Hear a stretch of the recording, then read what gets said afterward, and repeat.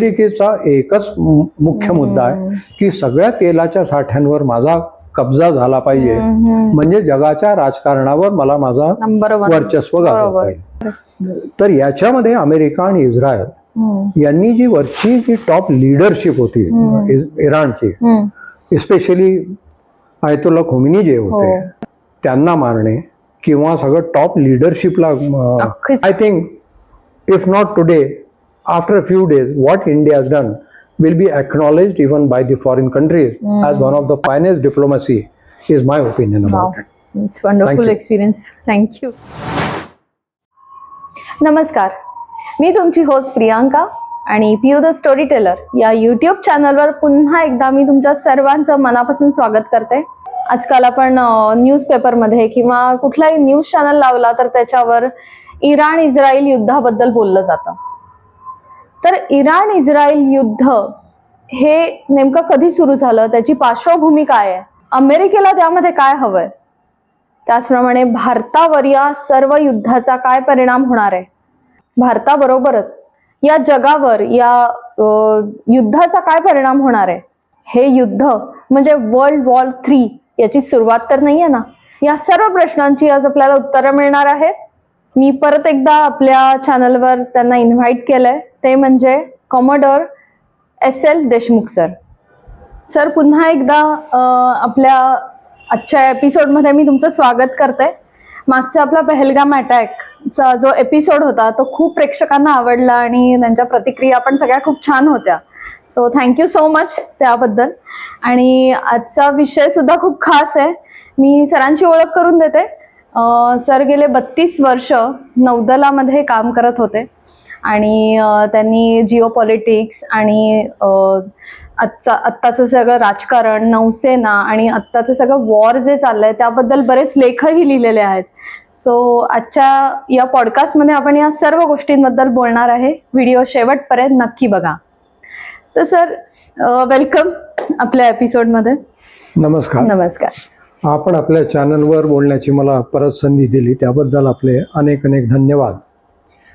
आणि आपण आजच्या पॉडकास्टसाठी जो विषय निवडला आहे तो जगाच्या दृष्टीने तर महत्त्वाचा आहे, पण भारतावर त्याचे जे काही परिणाम होणार त्या दृष्टिकोनातून हा विषय अतिशय महत्त्वाचा आहे. आणि या भूराजकीय परिस्थितीमध्ये 3 महत्त्वाचे जे ज्यांना आपण म्हणू प्लेयर्स आहेत ते म्हणजे अमेरिका, इस्रायल आणि इराण. आणि अमेरिका, इस्रायल, इराण यांचे संबंध असे का आहेत आणि त्यामागची पृष्ठभूमी काय आहे ही जर आपण समजून घेतली तर मग आपल्याला या युद्धाचं कारण, त्याचे परिणाम आणि त्याचं भविष्यामध्ये काय होऊ शकतं याबद्दल आपण बोलू शकतो. नक्कीच नक्कीच. तर जसं तुम्ही सांगितलं की आता जी युद्धजन्य परिस्थिती सुरू आहे इराण, इस्रायल आणि अमेरिका, तर ह्याची पार्श्वभूमी काय आहे? कारण हे काय आत्ताचं युद्ध नाहीये, त्याला बरीच मोठी हिस्ट्री आहे. तर त्याबद्दल काय सांगाल? आपण जेव्हा कुठल्याही युद्धाबद्दल बोलतो तेव्हा आंतरराष्ट्रीय संबंध त्या 2 देशांमध्ये काय आहेत हे आपण जर बघितलं तर आत्ताच्या युद्धाची कारणं आपल्याला चांगली समजून घेता येतील. आपण समजा अमेरिकेसंबंधात बोललो तर अमेरिकेला दुसऱ्या देशांच्या राजकारणामध्ये म्हणा किंवा त्यांच्या ॲडमिनिस्ट्रेशनमध्ये शिरकाव करून त्यांना त्रास देणे किंवा तिथे सत्ता पालट करणे हा अमेरिकेचा गुण म्हटला तरी चालेल. आणि याची पार्श्वभूमी अक्षरशः 150 वर्षांपासून सुद्धा चालते. म्हणजे पहिलं इंटरव्हेन्शन अमेरिकेने जेव्हा केलं होतं दॅट वॉज इयर 1846, जेव्हा त्यांनी मेक्सिकोमध्ये हा सत्ता पालटाचा प्रयत्न केला होता. त्यानंतर जेव्हा आपण कोल्ड वॉर म्हणतो त्या कोल्ड वॉरच्या परिस्थितीमध्ये अमेरिकेने 64 वेळा सत्ता पालटाचे प्रयत्न वेगवेगळ्या देशांमध्ये केले. बरं, ते देश फक्त कम्युनिस्ट होते का असंही नाही. कम्युनिस्ट होते, डेमोक्रॅटिक होते, ऑटोक्रॅटिक होते. म्हणजे सत्ता पालट आपल्या स्वतःच्या फायद्यासाठी करणे हा त्यांचा DNA म्हटलं तरी चालेल. आता अशा परिस्थितीमध्ये अमेरिकेचा DNA हा असला तर ते इतर लोकांसाठी किंवा इतर देशांसाठी प्रॉब्लेमॅटिक ठरू शकता, हा एक भाग झाला. आणि आपण यामध्ये काय, अमेरिका आणि इराण यांचे पारस्परिक संबंध आपण समजून घेतले पाहिजे. त्याबद्दल मग आपण काही प्रश्न असतील तर आपण पहिले अमेरिका आणि इराणच्या परस्पर संबंधाबद्दल थोडं बोलूया. ओके. तर आपण जर म्हटलं की अमेरिका आणि इराण यांचे संबंध का बिघडले, त्याचा सुद्धा इतिहास 1953 साली जातो. 1953 साली जेव्हा मॅजेदेक म्हणून त्यांचे जे प्राईम मिनिस्टर होते त्यांची सत्ता उलथून टाकण्याचं काम अमेरिकेने केलं होतं. आणि तेव्हापासून अमेरिका आणि इराण यांच्या संबंधामध्ये वितुष्ट आलं म्हणा किंवा काही प्रॉब्लेम्स आले असं आपल्याला म्हणता येईल. त्यानंतर 1979 मध्ये जेव्हा सत्ता पालट झाली, म्हणजे शाह ऑफ इराण यांची सत्ता उलथून जेव्हा तिकडे इस्लामिक राज्य सुरू झालं आणि इस्लामिक राज्यामध्ये ऑटोमॅटिकली त्यांचे जे काही शरिया असेल किंवा त्यांच्या ॲडमिनिस्ट्रेटिव्ह पद्धती असतील त्या ऑब्व्हियसली अमेरिकेला ते काही ॲक्सेप्टेबल नव्हतं. त्यामुळे 1979 पासून 1979 पासून या संबंधामध्ये अजून बरेचसे प्रॉब्लेम्स यायला सुरुवात झाली. त्यामुळे आपल्याला म्हणता येईल की अमेरिका आणि इराण यांचे संबंध हे आपला योयो सारखे कधी चांगले तर कधी वाईट या परिस्थितीत जात होते. आणि त्याचं ultimate culmination was this particular war. याची कारण जसं आपण पॉडकास्ट मध्ये पुढे जाऊ त्याप्रमाणे आपल्याला बघता येईल. तर आताच्या वॉर मध्ये कसं इराण स्वतः समोर न येता दुसऱ्या संस्थांतर्फे वॉर करतोय असं, म्हणजे साधारण प्रॉक्झी वॉर हे चालू आहे. तर नक्की प्रॉक्झी वॉर म्हणजे काय? आपण प्रॉक्झी वॉर कडे वळण्यापूर्वी जसं आपण अमेरिका आणि इराण यांचे संबंध बघितले तसंच इस्रायल आणि इराणचे संबंध जर बघितले तर मग आपल्याला पूर्ण परिस्थितीचा एक आढावा घेता येईल. इराण आणि इस्रायल हे अतिशय घनिष्ठ मित्र होते असं जरी मी म्हटलं तर लोकांना जरा आश्चर्य वाटेल. पण ही परिस्थिती सत्य परिस्थिती आहे. पण 1979 मध्ये जेव्हा इस्लामिक राजवट आली आणि या इस्लामिक राजवटीने इस्रायलचं एक्झिस्टन्सच नाकारण्याचा प्रयत्न केला आणि त्यांनी सांगितलं की हा देश या धरती तलावरून त्याला वाईप आउट केला पाहिजे असं जेव्हा त्यांनी म्हटलं तेव्हा इस्रायल आणि इराणमध्ये वितुष्ट आलं. तर त्याला सुद्धा बरेच वर्षाची पार्श्वभूमी आहे. म्हणजे तुम्ही 1979 पासून म्हणाल तर बघा किती वर्ष झाले हा ताण तणाव त्यांच्यामध्ये. तेव्हा ती ठिणगी तेव्हा पडली. आणि तेव्हापासनं इस्रायलचा हा जो एक धारणा होती इराणबद्दल की ते एक आपला कट्टर शत्रू आहे, हीच त्यांची धारणा होती. कारण की as far as Israel is concern it was a existential crisis. म्हणजे if Iran wanted to wipe them out from there obviously Israel would react to it. बरं, इराणची सद्य परिस्थिती जर आपण बघितली तर इस्रायल आणि अमेरिका या दोघांनाही वर्चस्व इराणवर हवं होतं. पण त्या दोघांची कारणं फार वेगवेगळी आहेत. अमेरिकेचे प्रयत्न जर तुम्ही बघाल की त्यांनी इराकमध्ये युद्ध केलं, weapons of mass destruction which was a completely hoax. कारण अमेरिकन कंपन्यांना इराणचे तेल, आपलं इराकचे जे तेल साठे होते त्याच्यावर त्यांना कब्जा करायचा होता. तसंच इराणमध्ये सुद्धा आता न्यूक्लिअर आर्मामेंट म्हणा किंवा इतर काही कारणं देऊन मेन उद्देश अमेरिकेचा हाच होता की इराणचे तेल साठे माझ्या कब्जामध्ये कसे. आता अमेरिकेला तेलाचे साठे का हवे? कारण की आपला देश आहे किंवा चीन आहे किंवा युरोपियन देश आहे, हे सगळे लोक एनर्जीसाठी we are dependent on the resources from the mostly from the middle east. आणि इराण, व्हेनेझुएलामध्ये सुद्धा बघितलं की सगळे तेलाचे साठे अमेरिकेने आपल्या हाती विकत घेतले. त्यामुळे अमेरिकेचा एकच मुख्य मुद्दा आहे की सगळ्या तेलाच्या साठ्यांवर माझा कब्जा झाला पाहिजे, म्हणजे जगाच्या राजकारणावर मला माझा वर्चस्व गाजवता येईल. हा अमेरिकेचा उद्देश. तुम्ही इस्रायलकडे आला तर इस्रायलचं म्हणणं असं आहे की हे लोक माझ्या अस्तित्वाला जर आव्हान जर देणार असतील तर मी यांना मुळासकट उखडून उखडून टाकणार. टाक. मग त्यांचे तेलाचे साठे जरी वाया गेले किंवा काही झालं तर मला त्याच्याशी काही प्रॉब्लेम नाही.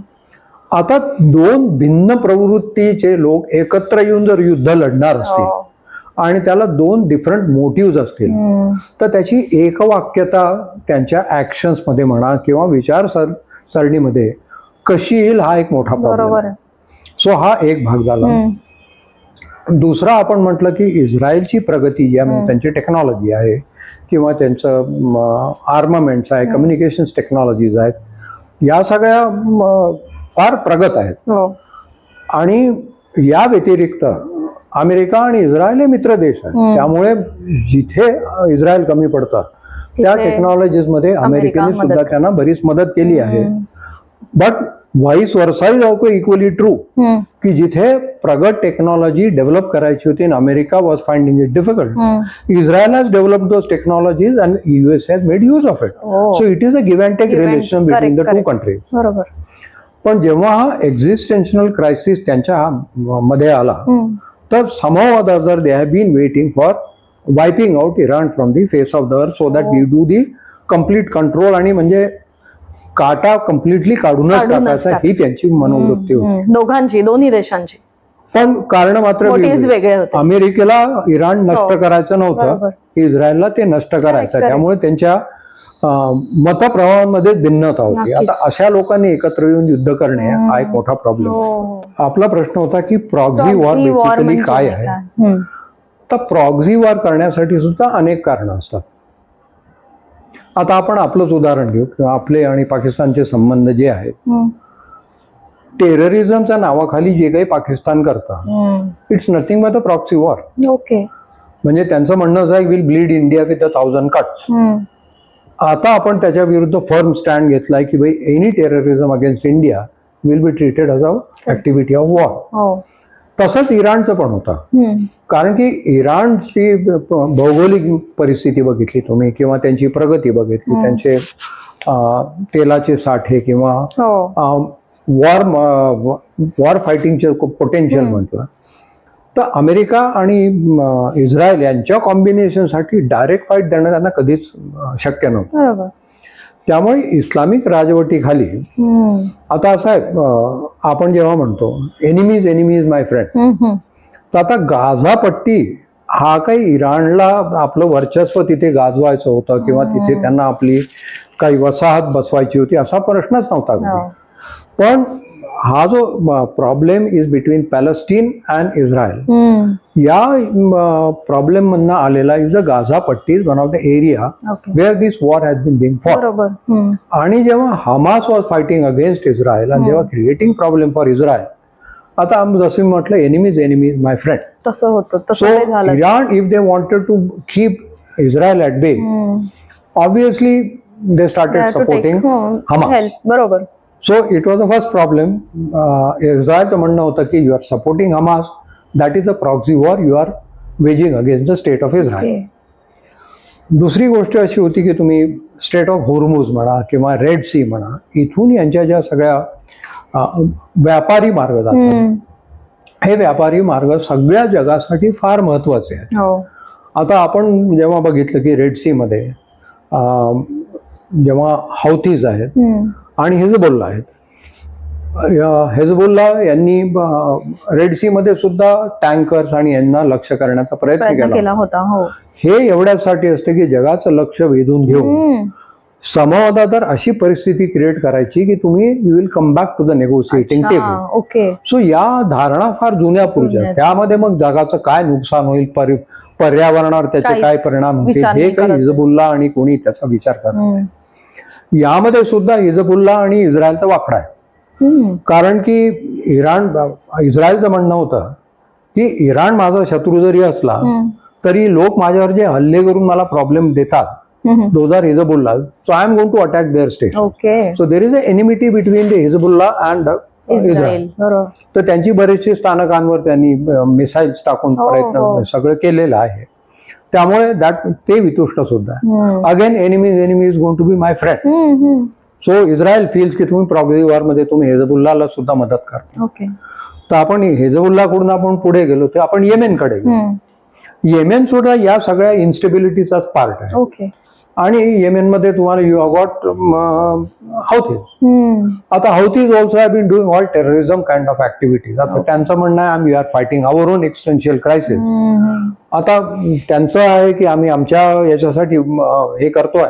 आपलं म्हणणं आहे की these are all terrorism activity. बरोबर. So again Houthis and Israel are enemies. Again enemies my friend. सो त्यांचं म्हणणं असं आहे की तुम्ही हौथीजला मदत करता, हमासला मदत करता आणि येमेन मधल्या हौथीजला आणि हिजबुल्लाला मदत करता. तर मला तुम्हालाच मी जर संपवलं तर हे जे 3 काटे आहेत ते ऑटोमॅटिकली त्यातनं संपतील. बरोबर. म्हणून हा मोठा प्रश्न आहे की is the war being fought by Iran as a proxy war or they were forced into something which they had no other choice than to do it. आता this is a debatable question. Terrorist ऍक्टिव्हिटीजला मी कधी support करणार नाही किंवा आपलाही देश कधी सपोर्ट करणार नाही. These are the issues which we have to look into when we talk of geopolitics. तर इराणकडून स्टेट ऑफ हॉर्मस काही दिवस बंद करण्यात आला होता, पण त्यानंतर काही देशांसाठी तो आता ओपन करण्यात आला. तर त्याच्या मागे काय त्यांचे थॉट्स होते इराण? तर सुरुवातीपासून त्यांनी सांगितलं होतं की तुम्ही जर माझं नुकसान करून मी जर बुडणार असेल तर मी आधीच सांगतो की मला जर तुम्ही बुडवायचा प्रयत्न केला मी सगळ्यांना घेऊन बुडीन, एवढं मात्र तुम्ही लक्षात ठेवा. म्हणजे इराणनी काही असं लोकांना अंधारात ठेवून कारवाई केली असं म्हणता येणार नाही. They were very clear from the day one. दुसरी गोष्ट अशी आहे की जेव्हा तुम्ही कुठलंही युद्ध करता किंवा कुठल्याही स्क्वेअरमिश म्हणा किंवा डिसॲग्रीमेंट म्हणा, तेव्हा 2 प्रिन्सिपल्स फार महत्वाचे असतात. एक तर आपण पुराण काळामध्ये आपण जर समजा गेलो, म्हणजे I am talking about the Chinese philosophy thousands of year अगो. ओके.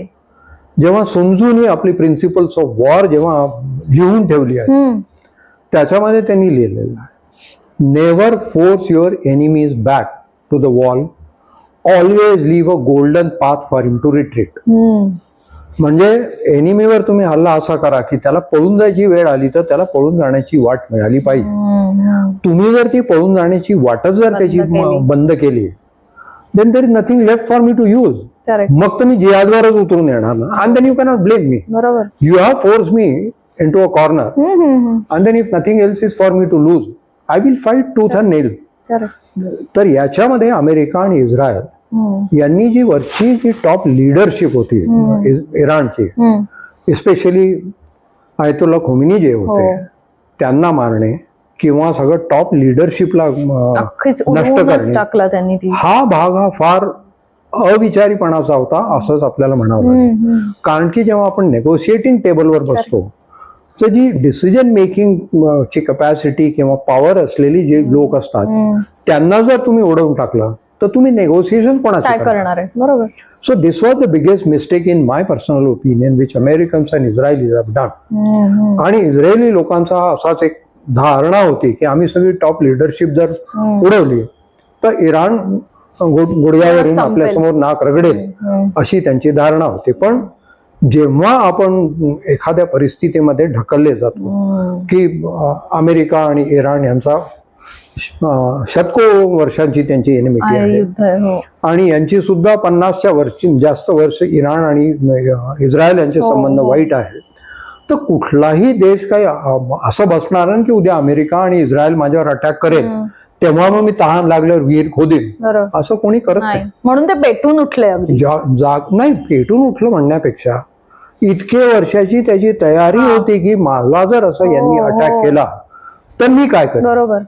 आणि त्यांची ही धारणा होती की जेव्हा तुम्हाला काही कळेल की काही दिवसांपूर्वी त्यांनी मोबाईलमध्ये स्फोट घडवून आणून बऱ्याचशा टेररिस्ट लोकांचा खात्मा केला होता Israel. It was a very excellent move as far as the attack against the terrorism is concern. Absolutely no doubt. पण तुम्ही मग अशा गोष्टी करता, everybody else learn the lesson from it. So जेव्हा इराणला कळलं की असं होऊ शकते तर माझी कल्पना अशी आहे की इराणला ही कल्पना असेल की टॉप लिडरशिप जर आपली नष्ट झाली तर then nation must go into an auto mode where every unit will know what I am suppose to do. आणि आम्ही जे करू ते ऑटो मोड मध्ये असल्यामुळे अमेरिका आणि इस्रायल वाटेल ते करू दे. बरोबर. These people are going to do what they have been told that they will do. म्हणजे हा प्लॅन बी त्यांचा ऑलरेडी प्लॅन बी त्यांनी ऑलरेडी तयार ठेवला होता की आमची टॉप लिडरशिप जर गेली तर आम्ही काय करू. हो बरोबर. कारण की हे जे अटॅक्स आहेत they are not ill planned attack, हो हो they are well planned and they are well executed. Correct correct. एवढंच आपल्याला म्हणता येणार नाही. तर त्याच्याही पलीकडे जाऊन इराणनी हे ठरवलं होतं की बाबा माझे तेल साठे कोणी नष्ट करणार असेल किंवा माझ्या फॅक्टरीज कोणी नष्ट करणार असेल किंवा माझं ज्याला आपण आर्मामेंट प्रोडक्शन केपेबिलिटी कोणी नष्ट करणार असेल, then I have to be equally prepared to give a befitting reply to the nation who is trying to do it, because it is existential crisis for me as हो such. बरोबर. म्हणून त्यांनी मिसाईलचे साठे तयार ठेवले होते, त्यांनी आपलं अम्युनिशन तयार ठेवलं होतं आणि त्याही पलीकडे जाऊन त्यांनी low cost drones, arm drones याची मॅन्युफॅक्चरिंग केपेबिलिटी त्यांनी तयार केली होती आणि वाढवली सुद्धा होती. आणि in my opinion probably Israelis and Americans यांना कल्पना नव्हती की इतका शस्त्रसाठा इराणमध्ये असेल आणि लो कॉस्ट ड्रोन्समुळे ज्याला आपण असिमेट्रिक वॉर म्हणतो अशी असिमेट्रिक वॉरची कपॅसिटी त्यांच्याकडे असेल. यामध्ये बहुतेक I feel that USA and Israel did some misreading about the capabilities of Iran. Okay. तर या गोष्टी आपण जर बघितल्या तर टॉप लिडरशिप संपवल्यानंतर आणि जेव्हा त्यांनी तेल साठ्यांवर अटॅक करायला सुरुवात केली, रिफायनरीवर अटॅक सुरुवात केली, तेव्हा इराणनी पुन्हा एकदा त्या दोघांनी वॉर्निंग दिली की तुम्ही माझ्यावर अटॅक केलं तर मी तुमच्या मित्र देशांवर अटॅक करून तुमच्या ज्या कपॅसिटीज आहेत त्या सुद्धा मी संपवणार. आणि तसं केलं पण. आणि त्यांनी तसंच केलेलं आहे. तुम्ही UAE म्हणा, अबुधाबी म्हणा, कतार म्हणा, जिथे अमेरिकन बेसेस होत्या किंवा त्यांच्या रिफायनरीज होत्या किंवा त्यांचे तेलाचे साठे होते, त्यांनी त्याच्यावर अटॅक करून त्यांनी सांगितलं की आय डोंट केअर, तुम्ही जर माझ्यावर अटॅक करणार असाल तर तुमची जी सपोर्ट सिस्टम जी आहे तुमच्या मित्र देशांना मी संपवणार. आणि मग त्याचा जगावर परिणाम झाला तर त्याला काही माझी म्हणजे मी त्याचा विचार करणार नाही. It's for you to think whether this to be control, it should not be control. So that was one part. So they keep attacking the friendly nations to Israel आणि अमेरिकन्स. आणि त्यांनी बराचसा भाग नष्ट केलेला आहे आणि त्याचे परिणाम पुढची 10 वर्ष सगळ्यांनाच भोगावे लागतील, हेही तेवढंच सत्य आहे. दुसरी गोष्ट ही आहे की याच्यावर जे पर्णावरचं नुकसान होतं याचा कोण विचार करतं. भारतामध्ये दिवाळी आली की पर्णावरणीचे लोक सगळे आपल्या भोवती सगळे येऊन आरडाओरडा करतात. आज मला आश्चर्य वाटतं की थर्नबर्ग सारखे लोक आता कुठं गेले. त्यांनी कुठे ग्रीन पीसचं जहाज घेऊन जाऊन इराणच्या खाडीमध्ये काही बोलायला सुरुवात केली नाही की हो पर्यावरणाची हानी होते आता तुम्ही करा. म्हणजे you can see that these are all selective campaigns which are done by these people. In reality, nobody is interested in the real problem which is created. Now we'll come back to the Strait of Hormuz. Why Iran हे म्हणजे त्यांचं war जरी America आणि Israel बद्दल बरोबर असेल तरी आपले किंवा इतर देशांचे संबंध जे इराण बरोबर आहेत ते ऑन अन ॲव्हरेज चांगले संबंध होते. आता इराणमध्ये आपण चाबार पोर्टमध्ये आपलं इन्व्हेस्टमेंट आहे, त्यांच्या व्यापार मार्गांमध्ये आपलं इन्व्हेस्टमेंट आहे. आणि जसं मी तुम्हाला म्हटलं होतं की ज्याला आपण INSTC म्हणतो म्हणजे international north south transport corridor, याच्यामध्ये कित्येक देश इन्व्हॉल्ड आहेत. पण याचा INSTचा मेन उपाय म्हणजे मेन धारणा ही होती की आपण सुएझ कॅनॉल किंवा इतर याच्यावर जो अवलंबून राहून आपला व्यापार करतो तर समजा हा नॉर्थ साऊथ कॉरिडॉर जर आपण केला आणि तो 2022 आपण कमिशन केला होता, आपण जर हा नॉर्थ साऊथ कॉरिडॉर वापरला तर there is a 30% reduction in the shipping time. Okay. For a supply chain 30% reduction of time in shipping is a humongous benefit. आणि फक्त टाइमच कमी होत असा नाही, there is a 40% reduction in the tariff which is going to be charge. So if a container will cost you to go by normal Cape of Good Hopeच्या साईडनी आपण जाऊन किंवा दुसऱ्याकडनं गेलो तर समजा $20 पर कंटेनर कॉस्ट असेल तर आपण INSTC जर वापरला तर cost almost drops to $1615 to $1700 which is again a humongous difference. खरंच आहे. तर त्यामुळे आपण हा सगळा कॉरिडॉर आपल्या याच्यामध्ये चांगले संबंध ठेवून पुढे न्यायचा आपण नेहमीच प्रयत्न केला बरोबर. आहे. पण इराणच्या ज्या काही कार्यवाह्या असतील किंवा कुठं हौतीज असतील किंवा हिजबुल्ला असतील, भारत हा देश आहे की ज्यांनी टेररिझमला नेहमीच अपोज केलेला आहे. बरोबर. त्यामुळे आपला त्यांचा जो अपोजिशन होता त्यामुळे काही थोडं कुरबुरी असतील किंवा काही असतील, पण इन जनरल आपले relations with Iran have always been good. बरोबर. आपलं जसं इन्व्हेस्टमेंट तसं चायनाचं इन्व्हेस्टमेंट आहे इराणमध्ये. त्यामुळे चायनाचे रिलेशन्स आर गुड. रशियाचे रिलेशन्स त्यांच्याबरोबर चांगले आहेत. चांगले. आणि जपान, ऑस्ट्रेलिया म्हटलं यांच्या काही त्या देशाबरोबर वितुष्ट आहे किंवा त्यांचं शत्रुत्व आहे असंही नाही. त्यामुळे इराणचा उद्देश हा कधीच नव्हता की आपण स्ट्रेट ऑफ हॉर्मुझमध्ये प्रॉब्लेम क्रिएट बरोबर. करायचे आणि पूर्ण जगावर त्याचा परिणाम झाला पाहिजे, ही त्यांची धारणा नव्हती. पण जेव्हा तुमची तेल साठे किंवा त्यांचं ते आयलंड ऑपर्स येथे तुम्ही जाऊन त्याच्यावर अटॅक करा आणि तुम्ही धारणाच ही ठेवाल की आम्ही यांना मुळासकट उकडून फेकून देऊ, then ultimately what choices you are leaving to Iran. Exactly. त्यांनी शेवटी सांगितलं की मी स्ट्रेट ऑफ हॉर्मुझमध्ये माइन्स लावणार हो. आणि जे कोणी जातील आणि जे माझे शत्रू देश असतील म्हणजे USA, इस्रायल आणि त्यांची मित्र त्यांचे राष्ट्र, मित्र. त्यांचे जहाजं असतील, ट्रेड रूटची जहाजं असतील, तेल वाहू जहाज, त्यांना मात्र मी सोडणार नाही. पण आपण नेहमी असं मराठीमध्ये म्हणतो, ओल्यावर सुकही जळतच. आता जेव्हा तुम्ही माइन्स लावता तर त्यांचंही नुकसान माइन तेवढं. काही अमेरिकन जहाज किंवा भारतीय जहाज यामध्ये फरक करू शकत नाही. त्यामुळे हा जो धोका जो निर्माण झालाय तो धोका सगळ्यांसाठी Correct, निर्माण correct. झाला आहे. अगदी. आणि त्यामुळे भारतावर सुद्धा त्याचा परिणाम होईल हे आपल्या सरकारने सुद्धा कधी अमान्य केलं नाही किंवा कोणीच अमान्य करत बरोबर, नाही. बरोबर. कारण की आपले तेलाचे साठे किंवा गॅसचा साठा किंवा ज्याला आपण PNG म्हणतो हो. किंवा LPG म्हणतो, हे सगळं स्ट्रेट ऑफ हॉर्मुझ मधनच आपल्याकडे येतं. त्यामुळे परिणाम आपल्यावरही झालाय, चीनवरही झालाय आणि इतर देशांवरही झालेला आहे. पण माझं एकच म्हणणं आहे की जेव्हा आपण ही परिस्थिती एका सुज्ञ विचार दृष्टिकोनातनं बघतो तेव्हा आपण इराणवर वितुष्ट घेतलं म्हणून आपल्याला हा सगळा परिणाम भोगावा लागतो आहे. या गोष्टींवर विरोधकांनी म्हणा किंवा काही सुडो सेक्युलरिस्ट आहेत त्यांनी टॉमटॉम करणे आणि आपल्या सरकारचे पाय खाली ओढण्याचा प्रयत्न करणे हे सुद्धा तेवढंच वाईट आहे. अशा परिस्थितीत, वाईट परिस्थितीमध्ये सरकारबरोबर खंबीरपणे उभं राहणं, विश्वास ठेवून त्यांच्याबरोबर राहणं ही सुद्धा एक गरज असते. त्यामुळे स्ट्रेट ऑफ हॉर्मुझचा प्रॉब्लेम झालेला आहे आणि आपण जसे आता पुढे जाऊ, हा स्ट्रेट ऑफ हॉर्मुझचा प्रॉब्लेम कसा सुटला हे आपण पुढच्या याच्यामध्ये आपण बोलूया. तुमच्या प्रश्नाप्रमाणे आपण तिकडे जाऊ. तर आता जसं तुम्ही स्टेट ऑफ हॉर्मुझची पार्श्वभूमी सांगितली, तर हा स्टेट ऑफ हॉर्मुझचा प्रॉब्लेम कसा सॉल्व्ह होईल? स्ट्रेट ऑफ हॉर्मुझ हा स्ट्रॅटेजिकली फक्त भारतासाठीच इम्पॉर्टंट आहे असं नाही. हा गल्फ कंट्रीसाठी तेवढाच इम्पॉर्टंट आहे, अमेरिकेसाठी तेवढाच इम्पॉर्टंट आहे, इराणसाठी सुद्धा तेवढाच इम्पॉर्टंट आहे आणि इन्क्लुडिंग चायना आणि सगळे बाकी युरोपियन देश म्हणा, जपान म्हणा, सगळ्यांसाठी. कारण की about 20% of the oil and about 20 to 25% of the gas transportation always happens from the strait of Hormuz. जर स्ट्रेट ऑफ हॉर्मुझ ब्लॉक झाला तर it is not that nations who import. आता आणि आपल्याला मान्य करावंच लागेल, चीन आणि भारत आपण जवळजवळ 70 ते 80% आपण आपल्या इम्पोर्टवरच डिपेंडंट असतो एनर्जीसाठी.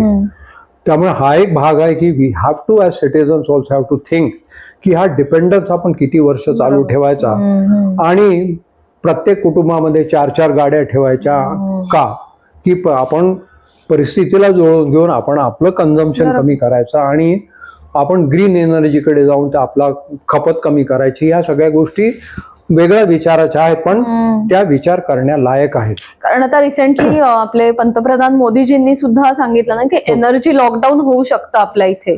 हाच एक प्रॉब्लेम आहे ज्याच्यामध्ये आपण सिटिझन्स म्हणून सरकारवर उभं राहून या सगळ्या गोष्टी कसं आपलं एनर्जी कन्झम्पशन कमी करता येईल हे बघितलं पाहिजे. तर आपण स्ट्रेट ऑफ हॉर्मुझकडे वळलो तर हा प्रॉब्लेम सॉर्ट आउट करणं हे काही फक्त भारतासाठी गरजेचं आहे किंवा चीनसाठी गरजेचं असं नाही, सगळ्यांसाठी इन्क्लुडिंग USA हे गरजेचं होतं. पण USAची धारणा होती की मी म्हणजे सगळा जगाचा दादा आहे तर मी जे काय म्हणेन ते सगळं मान्य करते आणि त्यांना वाटलं होतं की आपण आपल्या युद्धवाहू नौका किंवा विमान वाहू नौका तिथे आणून ठेवल्या तर आपण इस्रायलला कसंही नमतं आणू शकतो किंवा त्यांना स्ट्रेट ऑफ हॉर्मुझ कम्प्लिटली फ्री करायला सांगू शकतो. बरोबर.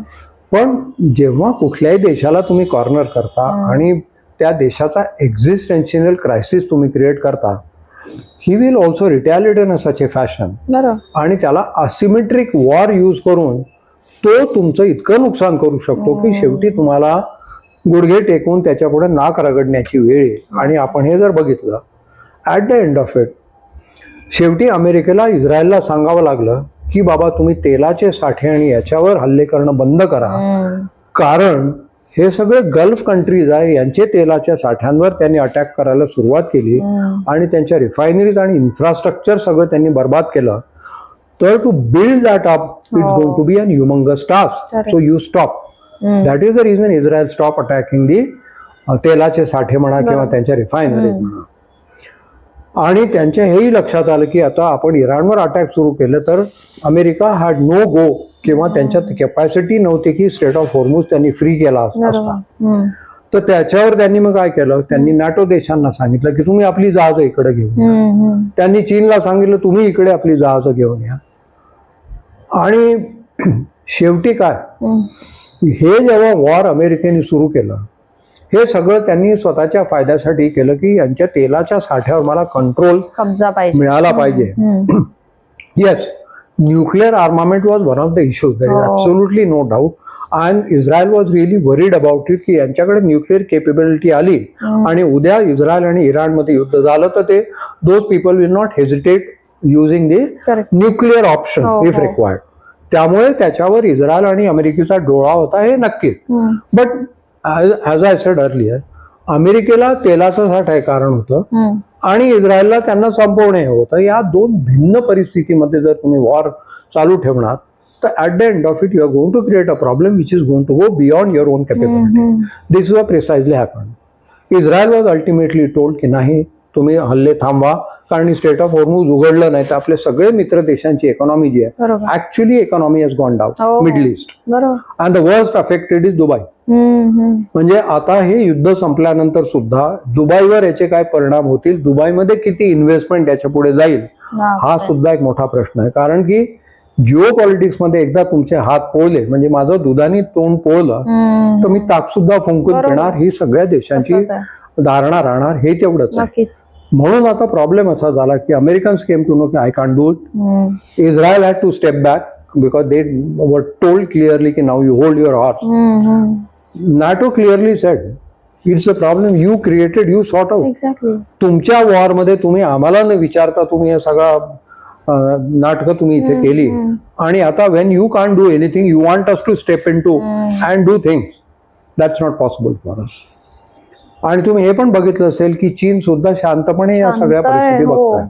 Again Sun Tzu has said, when your enemy is committing a mistake, never stop him.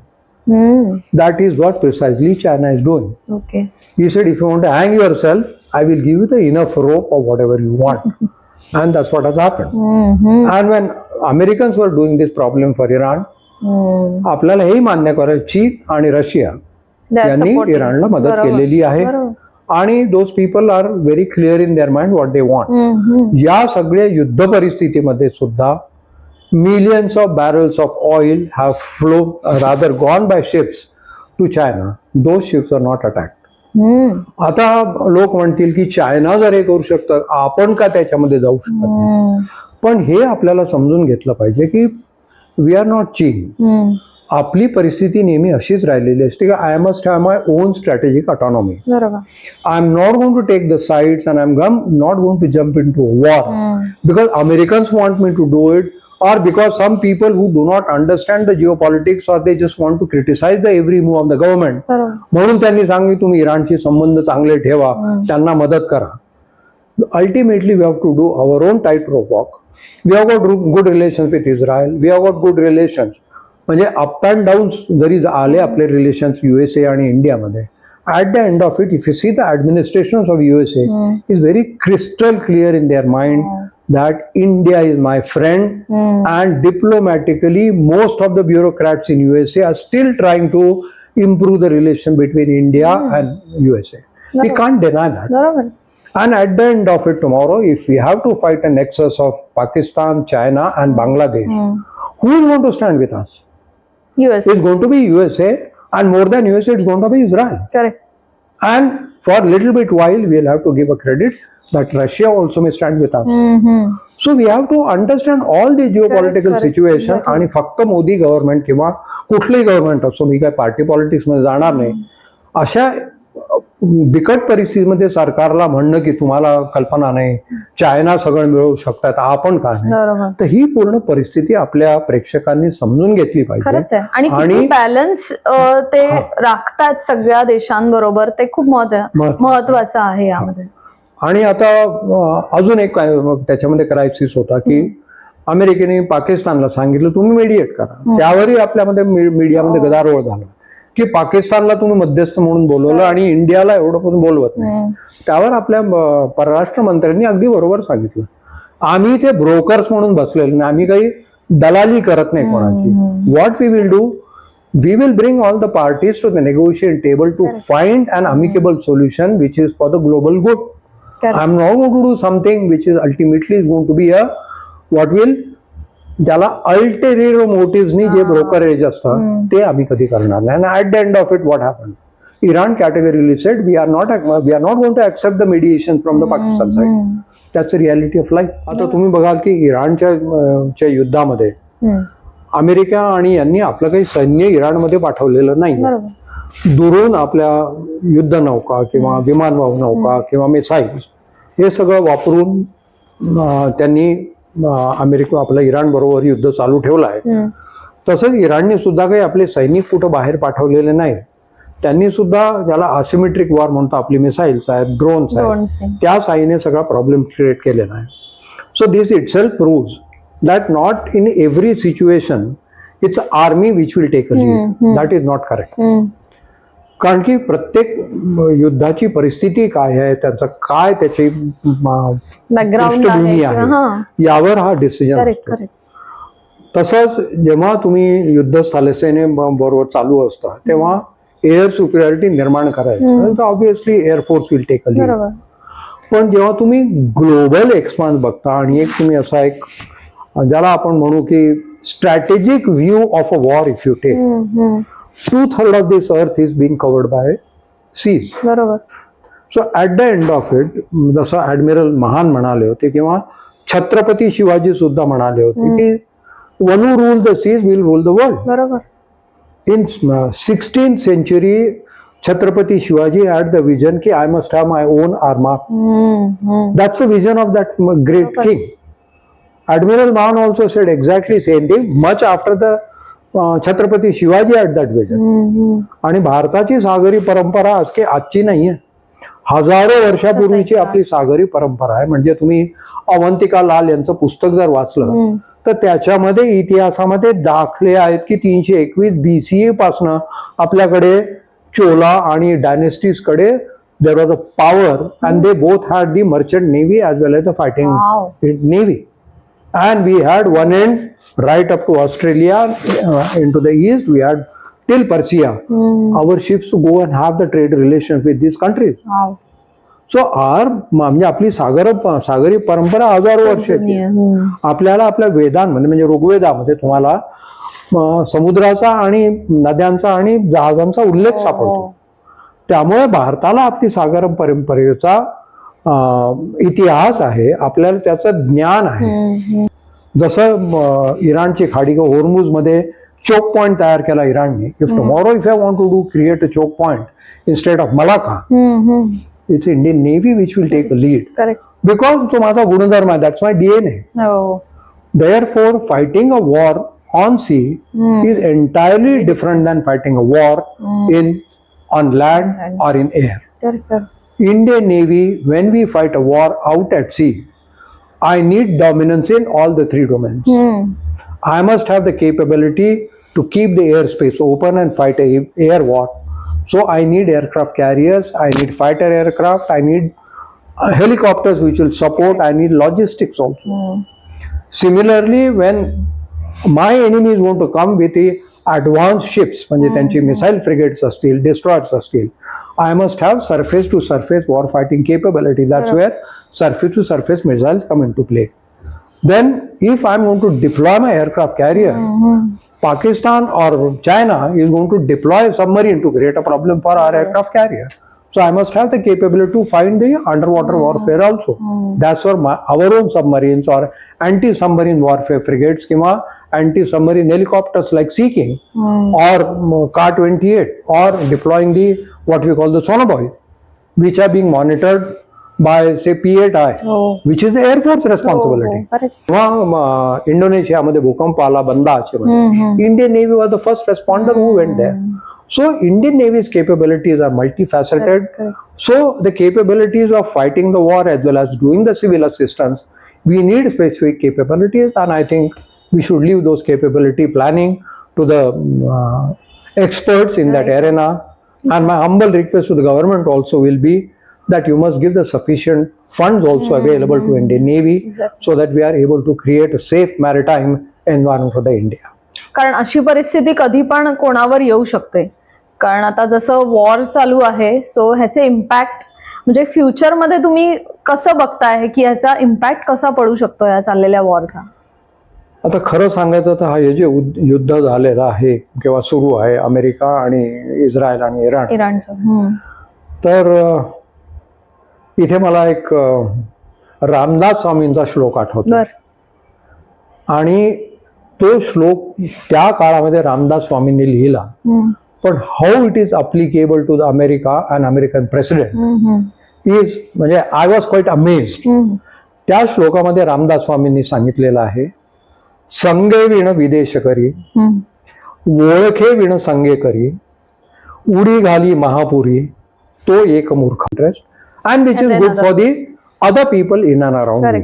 तर आपण काय केलं, आपली 5 जहाजं जी आहेत, आता जहाजांची नावं ऑब्विसली कोणी असं ओपन डोमेन मध्ये सांगत नाही, कारण की this are part of the strategic moves what an country does. पण ती जहाजं खूप केपेबल जहाज आहेत, त्यांच्या प्रणाल्या खूप प्रगत आहेत. म्हणून आपण काय केलेलं आहे की आपला देश जो आहे म्हणजे हा आपला मानाचा तुरा आहे आपल्या ह्याच्यामध्ये. आपलं जे सर्वे ऑफ इंडिया ही जी ऑर्गनायझेशन आहे, भारतीय नौसेनेकडे जी सर्वे जहाज आहेत, इन्व्हेस्टिगेटर आहे किंवा नवीन जहाज आहेत, आधुनिक प्रणालीमध्ये आपण सीबेडचा सर्वे नेहमी करत असतो. तर ओमानची खाडी म्हणा किंवा दुबई जवळची या सगळ्या समुद्राचा सर्वे आपण केलेला आहे. And that's a biggest foreign earning for Indian government through Indian navy. So it's really kudos to Indian Navy. त्यामुळे काय, Indian Navy has got a fair amount of idea of all the seabeds of going through of Gulf of Oman, or you talk about the Hormuz Straits. We know what we are talking about. त्यामुळे जी जहाज पलीकडे अडकलेली आहेत त्यांना जर या खाडीतनं यायचं असेल होर्मुझ मधनं, तर ते सेफली कसे येऊ शकतील याची बरीचशी कल्पना आपल्या भारतीय नौसेनेला आहे. तर आपण काय करतो, भारतीय नौसेने आपली जहाजं स्टेट ऑफ होर्मुझ मध्ये ठेवलेली नाही, होर्मुझ स्टेटच्या पलीकडे ठेवलेली आहेत, म्हणजे भारताच्या साईडला. पण आपला चॅनल टू डिप्लोमसी इराण बरोबर चालते. We are our dialogue is still open, channels are going on. We are also having a communication toward the Gulf of Oman. त्यामुळे आपली जहाजं जी अडकलेली आहे त्यांना आपण क्लिअर कट सांगितलं की भारताचा झेंडा तुमचा असला पाहिजे आणि तुमचा जो एक ऑटोमेटेड आयडेंटिफिकेशन सिस्टम आहे ज्याला आपण IAS म्हणतो, your identification should come clearly on that I am an Indian ship. Iran has said if it is identified as an Indian ship, we are not going to create a problem for that. So what we are doing, even before the ship enters into this, we are establishing the identity of that ship as an Indian ship. That's a very important thing. And that identification is acceptable to Iran. It's a great diplomatic victory as far as the Indian government is concerned, or Indian nation is concerned. Secondly, जेव्हा ते जहाज सांगते आम्ही येणार, जवळजवळ तो 48 तासाचा प्रवास आहे, म्हणजे डिपेंडिंग ऑन तुमची स्पीड काय आहे याच्याप्रमाणे. तर त्यांना रूट चार्ट करून देण्याचं काम इंडियन नेव्ही करताय की you take this route. So by doing that we can ensure about 95% to 96% that Indian ships will be able to traverse through a safer passage and they will be able to come out of Strait of Hormuz without any damage. That is what Indian Navy is doing. आणि एकदा straight of Hormuz मधनं जहाज बाहेर आली, then our armed escort from Indian Navy bring them safe to the Arabian. म्हणजे मग हौतीज म्हणा किंवा हिजबुल्ला म्हणा यांचे मिसाईल अटॅक्स होणार नाही याची आपण खबरदारी घेतोय. तर भारताने काय केलंय, we haven't gone on war with Iran. आपण त्यांना काही थ्रेटन केलेलं नाही किंवा आपण कुठल्याही देशाच्या इनलँड वॉटर्स मध्ये आपण गेलेलो नाही. We are in the international open seas where we are entitled to operate. What we have openly declared that as per international laws, Strait of Hormuz is international waters and every country, not only India, has the right to have a safe passage through the international waterways, and that is what we are implementing. Wow. So message is very subtle to Iran Clear. that it is open, but still we are on a confrontation basis. Channel 2 मध्ये आपण त्यांना सांगतोय आमचं जहाज आहे, LNG आहे, this is Indian entity. Iran also understands कि India is not standing against Iran. We may have difference of opinion, but we are not in a confrontation anymore. Correct. We have also not gone openly into the favor of USA or Israel, whatever it may be. But we have got our own channel 2 discussions open with Israel also. They understand our implications or our म्हणजे आपण ज्याला म्हणतो की आमच्या ज्या काही difficulties आहेत आपल्या त्याही ते समजून घेतात. सो इन माय ओपिनियन या करंट स्टेटमध्ये Indian diplomacy has proven itself and most of the ships are now coming through. आपली तेलाची जहाज आलेली आहेत, गॅसची जहाज आलेली आहेत आणि आपल्या सरकारने अगदी क्लिअर कट सांगितलेलं आहे की कोणीही उगीच पॅनिक बटन दाबून गॅस सिलेंडरचा साठा करून ठेवणे का पेट्रोल पंपावर रांगा लावून पेट्रोलचा साठा करून ठेवणे याची काही गरज नाही. We are doing all the best whatever best we can do and we will do our best. So kudos to the government and the governmental policies. And we are fortunate to have a foreign minister like Dr. Jaishankar, who understands the total global capability and capacity. And we are trying to do the tightrope walk. So this is the history of Strait of Hormuz, which I think, if not today, after a few days, what India has done will be acknowledged even by the foreign countries as one of the finest diplomacy, is my opinion about it. It's wonderful experience. Thank you. So Indian Navy is not only a fighting arm. It is the first responder for the distress. म्हणजे याला HDAR म्हणतो ना, human assistance आणि disaster relief. जेव्हा इंडोनेशियामध्ये भूकंप आला बंदाचे मध्ये, Indian Navy was the first responder who went there. So Indian Navy's capabilities are multifaceted. So the capabilities of fighting the war as well as doing the civil assistance, we need specific capabilities and I think we should leave those capability planning to the experts in that arena. And my humble request to the government also will be that you must give the sufficient funds also available to Indian Navy so that we are able to create a safe maritime environment for the India. कारण अशी परिस्थिती कधी पण कोणावर येऊ शकते. कारण आता जसं वॉर चालू आहे, सो ह्याचे इम्पॅक्ट म्हणजे फ्युचर मध्ये तुम्ही कसं बघताय की ह्याचा इम्पॅक्ट कसा पडू शकतो या चाललेल्या वॉरचा? आता खरं सांगायचं तर हे जे युद्ध झालेलं आहे किंवा सुरू आहे अमेरिका आणि इस्रायल आणि इराणचं, तर इथे मला एक रामदास स्वामींचा श्लोक आठवतो. आणि तो श्लोक त्या काळामध्ये रामदास स्वामींनी लिहिला, पण how it is applicable to the America and American president is म्हणजे आय वॉज क्वाईट अमेज्ड. त्या श्लोकामध्ये रामदास स्वामींनी सांगितलेलं आहे, संगे विण विदेश करी, ओळखे विण संगे करी, उडी घाली महापुरी, तो एक मूर्ख.